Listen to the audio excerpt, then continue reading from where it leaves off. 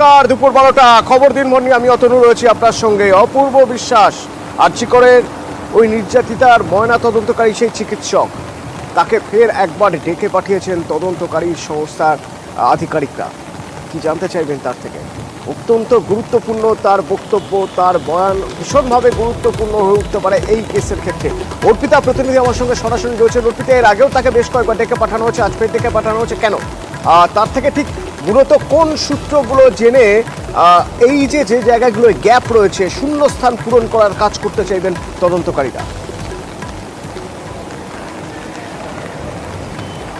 দেখো, আরজিকরে খুন এবং ধর্ষণের ঘটনায় ময়নাতদন্তকারী চিকিৎসক অপূর্ব বিশ্বাসকে ফের তলব করলো সিবিআই স্পেশাল ক্রাইম ব্রাঞ্চের আধিকারিকরা। কিছুক্ষণ আগেই তিনি এসেছেন সিজিও দপ্তরে।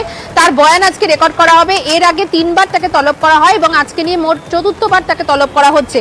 মূলত কিন্তু তিনি যেটা বলেছিলেন যে সংবাদ মাধ্যমের সামনে, যে তাকে জোর করে তাকে ময়নাতদন্তের জন্য তাকে চাপ দেওয়া হয়, কারণ নির্যাতিতার কাকা বলে পরিচিত একজন এবং তিনি হচ্ছে প্রাক্তন এক কাউন্সিলর। তিনি বলেছিলেন যে ময়নাতদন্ত না হলে রক্ত গঙ্গা বইয়ে দেবেন। আর এই বিস্ফোরক অভিযোগের পরেই কিন্তু শুনবো। অর্পিতার সঙ্গে থাকো। অপূর্ব বিশ্বাস সেদিন কি অভিযোগ করেছিলেন শুনবো একবার। পোস্টমর্টম করার জন্য মেয়ের কাকা পরিচয় একজন ছিল, যে বলেছিল ওই দিনকে পোস্টমর্টম না হলে রক্ত গঙ্গা বইয়ে দেবে। বাড়ির লোককে বলেছিল তাড়াতাড়ি করতে, পেপার আসাতে দেরি হওয়ার জন্য পোস্টমর্টম একটু দেরি হয়েছিল। বাড়ির লোক থেকে প্রেসার করা হয়েছিল ওই দিন পিএম না হলে রক্ত গঙ্গা বয়ে যাবে। এক্স কাউন্সিলর বলে একজন কেউ ছিলেন, নাম বলতে পারবো না। এক্স কাউন্সিলর বলেছিলেন? হ্যাঁ, ওনার বাড়ির বলেছিলেন, আমাকে বলেছিলেন। ওনার রিলেটিভ একজন কেউ, নট ব্লাড রিলেটেড, মেবি বাইরের কেউ, বাইরের লোক। আচ্ছা, বলেছিলেন পোস্টমর্টম ওই দিনই করতে হবে, ওই দিনই করতে হবে, ওই দিনই করতে হবে। এক্স কাউন্সিলর কে? এক্স কাউন্সিলর কার দিকে অভিযোগের আঙুল উঠছে?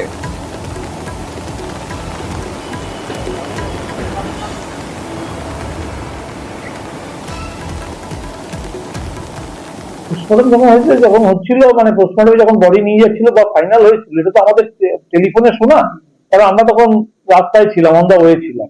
আমি তখন যাচ্ছিলাম আইনউল্লাহ সাহেবের সাথে। তখন শুনতে শুনতে যেতে যেতে ফোনে শুনলাম যেরকম পোস্টমর্টমের জন্য ফাইনাল হয়ে গেছে এবং তার পেপার তো রেডি, এবং স্টুডেন্টরা দাবি করেছে 8 দফা দাবি, সেই মেনে বাড়ির লোক, পুলিশ প্রশাসন, হসপিটাল কর্তৃপক্ষ সবাই মিলে রাজি হয়েছে পোস্টমর্টম করা। এবং পোস্টমর্টমে বাড়ির পক্ষ থেকে ছিল হচ্ছে আমি যতটুকু শুনেছি মানস দেব বলে একজন ছিল, আর তখন হসপিটালে সঞ্জীব মুখার্জি ছিলেন আর তার মা বাবা ছিলেন। সঞ্জীব মুখার্জি পাশের বাড়ি এবং কাকু বলে ডাকে, কাকু হিসাবে, এবং এক্স কাউন্সিলর তিনি ওই ওয়ার্ডে। উনি কি বলেছিলেন যে মানে আপনাকে ফোনটা উনি ওনার তরফ থেকে কোন ফোনটা? সঞ্জীব মুখার্জি তরফ থেকে পোস্টমর্টম কি হয়ে গেছে?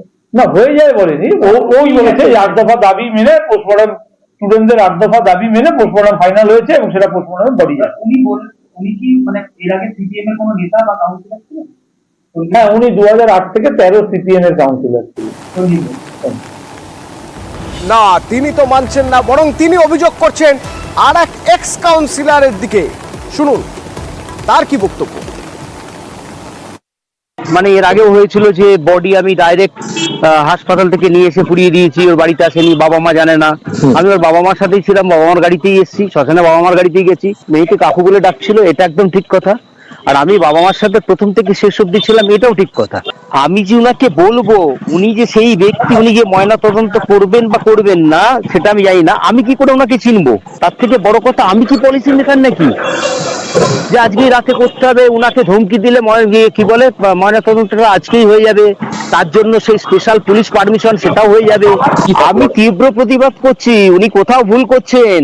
এবার একটু আইনে পরামর্শ নিতে হবে এবং আমাকে স্বইচ্ছাতেই আমি তদন্তকারী সংস্থা বা বিভিন্ন যারা আছেন তাদের সাথে আমি যোগাযোগ করে দিনের বিষয়টাকে বলবো। তীব্রভাবে প্রতিবাদ করছি, সম্পূর্ণ মিথ্যা, এরকম কোনো ঘটনার সাথে আমি যুক্ত নই। অন্য কেউ থাকলে থাকতে পারে বা হতে পারে, উনি যখন বলছেন, কিন্তু আমি নই, আমি সেই ব্যক্তি নই।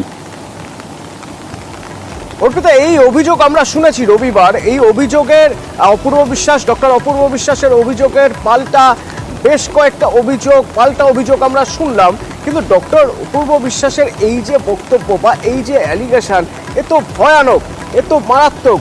মানে এতদিন পর্যন্ত প্রাথমিকভাবে যে বিষয়টা তদন্তকারীরা মনে করছিলেন যে হয়তো চিকিৎসা, এই যে চিকিৎসক মহলেরই কোনো উপরের মহলের চাপে বা এই ধরনের কাণ্ড ঘটানো হচ্ছে বা কোথাও ডিস্টর্ট করা হচ্ছে তথ্য, কিন্তু এখানে তো দেখা যাচ্ছে তিনি অভিযোগ করছেন যে সরাসরি রাজনীতির সঙ্গে প্রত্যক্ষভাবে যুক্ত কোনো মানুষ বা কারা এই জোর দিচ্ছে তথ্য ডিস্টর্ট করার জন্য।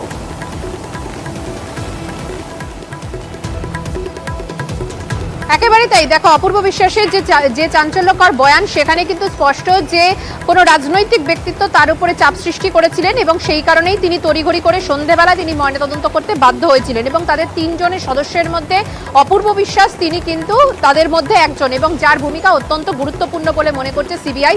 সেই কারণেই তাকে বারবার তলব করা হচ্ছে এবং তাকে কিন্তু বয়ান রেকর্ড করা হচ্ছে। অতনু।